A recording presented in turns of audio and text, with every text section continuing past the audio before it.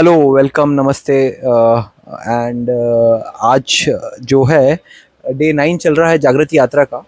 और हम लोगों ने 9 दिन कवर कर चुके हैं जागृति यात्रा के। करीबन करीबन 4000 किलोमीटर्स हमारे पूरे हुए हैं। 8000 में से लगभग आधा भारत हम घूम चुके हैं।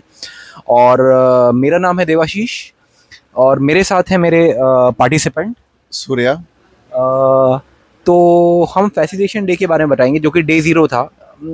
जब मेरी एंट्री होती है I go to Bombay and Mumbai में मैं पहले दिन फैसिलिटेशन सीखता हूँ। वो हमें लीडरशिप स्किल्स सिखाते हैं कि कैसे क्राउड मैनेजमेंट करना है, कैसे लोगों को हैंडल करना है और कैसे उनकी जो रिक्वायरमेंट्स है उनको पूरा करना है। अगर कोई मतभेद हो तो उसको हैंडल करना है। नेक्स्ट डे इंडक्शन डे है जो जब सूर्या की एंट्री होती है as a participant. So hello, नमस्कार वंस अगेन। मेरा नाम है सूर्या और मैं आपको बताऊंगा कि कैसे इंडक्शन डे हमारा किस तरीके से खूबसूरत और शानदार रहता है। तो सबसे पहले हम सारे यात्री, जागृति की टीम, यारसीज और सारे फैसिलिटेटर, हम सब इंडक्शन डे के दिन एक सेमिनार हॉल में इकट्ठा होते हैं। लगभग 600 लोगों की पूरी खचाखच भरा हुआ सेमिनार होता है। वहाँ पे हम ये समझते हैं कि ये 15 दिनों की जर्नी कैसे होने वाली है, कितनी रोमांचक, कितनी शानदार और कितनी खूबसूरत होने वाली है, और इस जर्नी को हम कैसे को क्रिएट कर सकते हैं। एक साथ मिलके हम इस जर्नी को कितना शानदार बना सकते हैं, उसके बारे में हमें जानकारी दी जाती है जागृति यात्रा की टीम की तरफ से। और हमें ये भी बताया जाता है कि हमें क्या करना चाहिए और क्या नहीं करना चाहिए। वो हमारे हमारी इस यात्रा को सफल बनाने के लिए हमारा सहयोग, यात्रियों का सहयोग कितना महत्वपूर्ण है।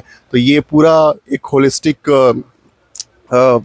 परिचय होता है, जहाँ पे उस इंडक्शन में हमें यात्रा के बारे में बताया जाता है। और जहाँ पे हम पूरे दिन सेशन अटेंड करते हैं, फिर लंच करते हैं। काफ़ी एक्साइटमेंट होता है क्योंकि हम पहली बार पूरी यात्री एक दूसरे से मिल रहे होते हैं, नए चेहरे होते हैं। तो हम अपनी हेलो हाय और एक दूसरे को ग्रीट करते हुए एक दूसरे के साथ इस जर्नी को शुरुआत करने की शुरुआत हम वहाँ से करते हैं। उस दिन का लंच काफ़ी टेस्टी भी रहा रहता है। बिल्कुल बिल्कुल, उस दिन का लंच काफ़ी बढ़िया रहा है आज तक का। क्योंकि शुरुआत अच्छी थी। क्योंकि खाना अगर पहले दिन ही अगर हमें थोड़ा सा भी असहज मिल जाए तो फिर मन थोड़ा दुखी सा हो जाता है। लेकिन काफ़ी शानदार और काफ़ी अच्छा था। बिल्कुल बिल्कुल बिल्कुल। And what about the day 1? हम डे 1 में एंटर करते हैं जिस दिन हमारा ट्रेन पे ही मोस्टली दिन बीतता है। And most of the time हम ट्रेन पे बिताते हैं। मुंबई टू हुबली। उस दिन हम एक लाइफलाइन एक्टिविटी होती है जिसको करते हैं। And what about that lifeline activity? आप थोड़ा सा डिस्क्राइब करना चाहेंगे वो लाइफलाइन एक्टिविटी में हम क्या कर रहे थे? जी बिल्कुल। तो बेसिकली लाइफलाइन एक्टिविटी एक ऐसी एक्टिविटी है जिसमें हम एक दूसरे को समझने का प्रयास करते हैं। क्योंकि हमारा ट्रेन हमारा हॉस्टल बन चुका होता है 15 दिनों में। उसी में हम रहना, खाना, सोना, एक दूसरे से बातें करना, से एक दूसरे को समझना की शुरुआत होती है। तो एक तरीके से लाइफलाइन एक्टिविटी एक आइस ब्रेकिंग एक्टिविटी है जहाँ पे हम एक दूसरे को समझते हैं, एक दूसरे के बारे में जानते हैं, एक दूसरे के का जीवन समझते हैं कि उसका जीवन कैसा रहा है। और जब और वो एक ऐसी एक एक्टिविटी है जहाँ पे आप मैक्सिमम लोग वनरेबल हो जाते हैं। अब जितना एक दूसरे के सामने वनरेबल होके अपने आप को प्रेजेंट करते हैं, उसमें कोई एक बाउंड्री नहीं रहती है। काफ़ी ट्रांसपेरेंसी होती है। जब ट्रांसपेरेंसी आ जाती है, एक दूसरे पे भरोसा आ जाता है, तो 15 दिनों की जर्नी काफ़ी खूबसूरत हो जाती है। तो बिल्कुल। And what about Hubli day? हम नेक्स्ट डे हमारा जो डे 2 रहा है वो शायद हुबली डे रहा है। Correct, if I am not wrong, day 3 would be Hubli day. Yes. जो कि 18 तारीख को हम कलकेरी संगीत विद्यालय जाते हैं जहाँ पर हम एक ऐसा स्कूल देखते हैं जहाँ पर बच्चों को पढ़ाई के साथ साथ म्यूज़िक के बारे में नॉलेज दी जाती है। और शायद काफ़ी कम पैसों में या फ्री में उनको पढ़ाया जाता है मोस्टली बच्चों को। आप इस पे क्या बोलना चाहेंगे? हाँ, तो काफ़ी खूबसूरत रहा। दूसरा दिन हमारा पूरी ट्रेन में हमने बिताया जहाँ पे लाइफलाइन एक्टिविटी हमने किया। सेकेंड डे हुबली हम जाते हैं जहाँ पे कलकेरी संगीत विद्यालय और सेल्को से हमारा परिचय होता है, जहाँ पे कलकेरी में बच्चों को फ्री ऑफ कॉस्ट एजुकेशन दी जाती है। और एक गुरुकुल के तरीके से जो पद्धति थी गुरुकुल, उस तरीके से वो विद्यालय को बनाया गया है। और वहाँ पे संगीत के साथ साथ साथ फॉर्मल एजुकेशन की भी शिक्षा दी जाती है, और बच्चे 24/7 उसी विद्यालय के प्रांगण में रहते हैं। वहाँ पे हॉस्टल बने हुए हैं, वहाँ पे शिक्षक रहते हैं, और बिल्कुल जैसे गुरुकुल में हुआ करता था उसी तरीके से बच्चों की शिक्षा दी जाती है जिनको ज़रूरत है। काफ़ी हरा भरा कैंपस भी था उनका, काफ़ी काफ़ी सुंदर कैंपस था उन लोगों का। उसके बाद हम डे 3 के बाद हम डे 4 आते हैं, और डे 4 में हम मदुरई पहुंचते हैं। मदुरई में हम अरविंद आई केयर जाते हैं, और अरविंद आई केयर के बारे में हम जानते हैं कि कैसे उन लोगों ने अपने कॉस्ट को डाउन करने के लिए एक प्रॉपर सेटअप लगाया है, जिसमें उन्होंने मल्टीपल छोटे छोटे डिसेंट्रलाइजेशन ऑफ आई केयर किया है, जो कि उनका एक सेंटर हॉस्पिटल है, एंड जो छोटे छोटे उनके क्लिनिक्स हैं वो आपको ऑल ओवर मदुरई के आसपास मिल जाएंगे। Am I correct Surya? Right. उस बारे में आप कुछ कहना चाहेंगे अरविंद आई केयर? बिल्कुल, तो आपने बिल्कुल सही कहा। काफ़ी शानदार और काफ़ी प्रॉपर डिसेंट्रलाइजेशन ऑफ हेल्थ हुआ है, अरविंद आई केयर ने करके दिखाया है कि कैसे एक मॉडल हम एग्जीक्यूट कर सकते हैं, और इस मॉडल को हम कैसे ग्राउंड पे, कम्युनिटी लेवल पे, पंचायत लेवल पे हम उसको लेके जा सकते हैं। और तो एक बहुत ही शानदार एग्जांपल है कि अफोर्डेबल हेल्थ जिसे हम बोलते हैं, कि उसको एक्सेस लोग कर सके, तो उसको करके अरविंद आई केयर ने दिखाया है, और डेफिनेटली इस तरीके के मॉडल को अन्य क्षेत्रों में भी अपनाया जाना चाहिए। But Vizag was really beautiful. तो हम डे 6 की तरफ बढ़ते हैं, जब हम टडा स्टेशन पे उतरते हैं, एंड टडा स्टेशन पे हम श्री सिटी एंड इसरो की तरफ बढ़ते हैं।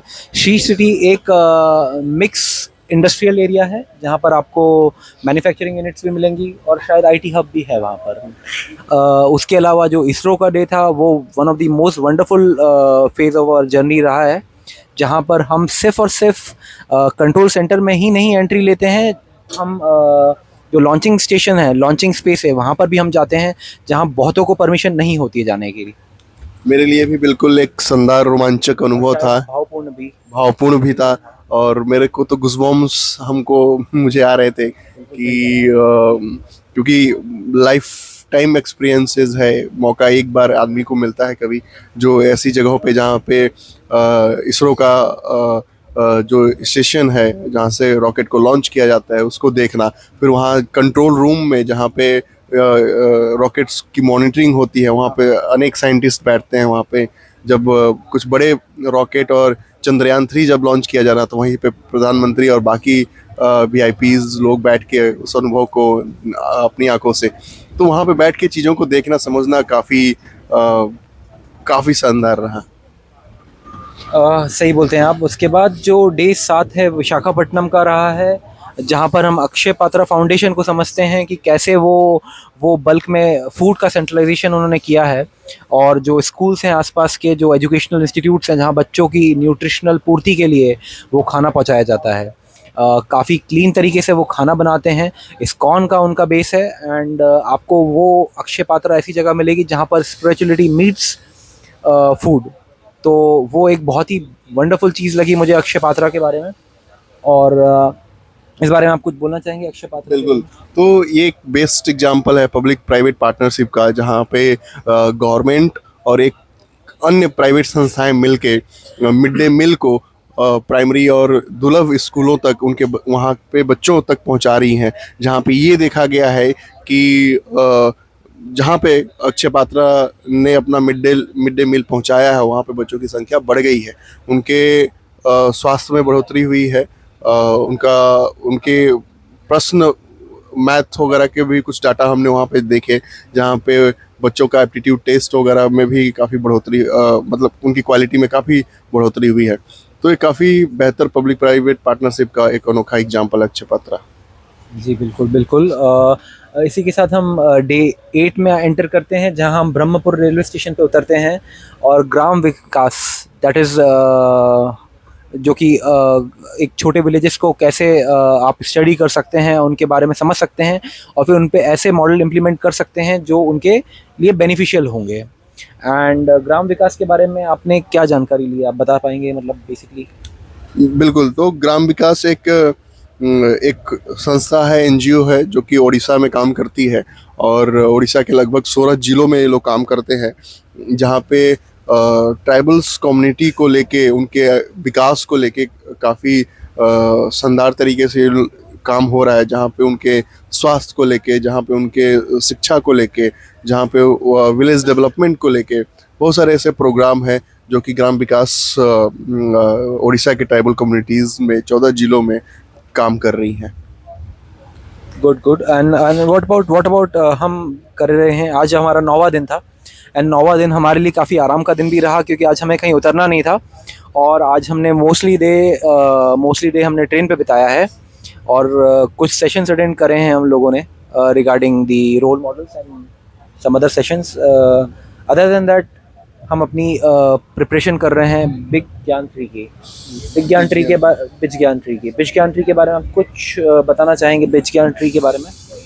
जी, तो बिज ज्ञान ट्री एक ऐसी एक्टिविटी है जहाँ पे हम अपने रुचि के हिसाब से डिफरेंट डोमेन के बिजनेसेस को चुनते हैं और उनको फिर उसकी तैयारी करते हैं। सपोज दैट हम शिक्षा हुआ, मैन्युफैक्चरिंग हुआ, फिर आईटी हुआ या फिर इन्वायरमेंट हुआ, तो इस तरीके के क्षेत्र में हम क्या कोई ऐसा बिजनेस मॉडल हम खड़ा कर सकते हैं क्या, तो उसको लेके पूरी ग्रुप में हम एक अलग अलग ग्रुप बनते हैं, टीम बनाई जाती है और हम बिजनेस मॉडल कैनवास उसका बना के और फिर हम उसका पूरा डिटेल मैप करते हैं कि ये बिजनेस मॉडल कैसे डेवलप होगा, कैसे ग्राउंड पे जाएगा, कैसे एग्जीक्यूट होगा, क्या रेवेन्यू होगा, क्या स्ट्रक्चर होगा।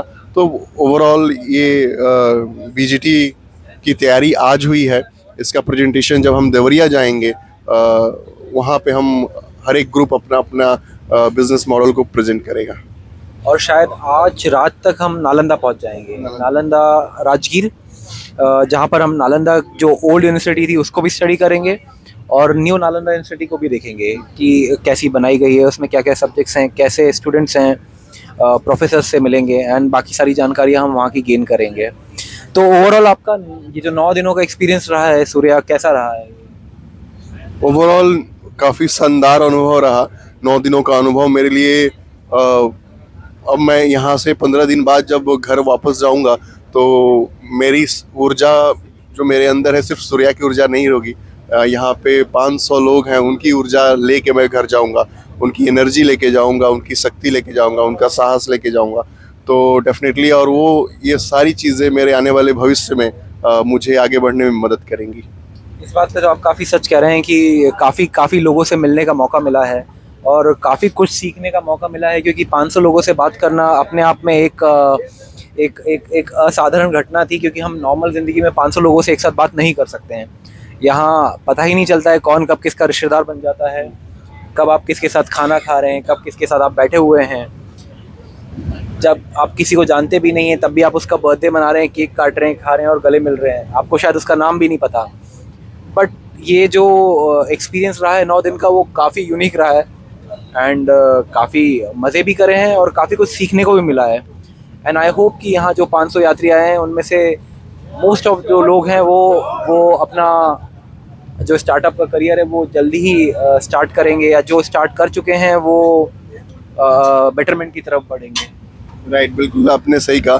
तो एक नेटवर्किंग जो जिसे हम कहते हैं जो कि आपके भविष्य में आपको अगर अपने प्रोफेशनल लाइफ में आगे बढ़ना है तो बहुत ज़रूरी है, जो कि जागृति यात्रा ने हमें लाके दिया है कि एक ट्रेन में 500 लोग और उसके साथ मेंटर्स।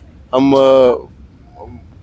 बहुत कठिन होता है कि आप किसी मेंटर को किसी भी बड़ी कंपनी के फाउंडर से आप मिल पा रहे हो, इन पर्सन आप मिल के उससे प्रश्न पूछ पा रहे हैं और जान पा रहे हैं, लेकिन यहाँ पे वो हो रहा है जिसका पूरा क्रेडिट जागृति यात्रा को जाता है। बिल्कुल बिल्कुल बिल्कुल।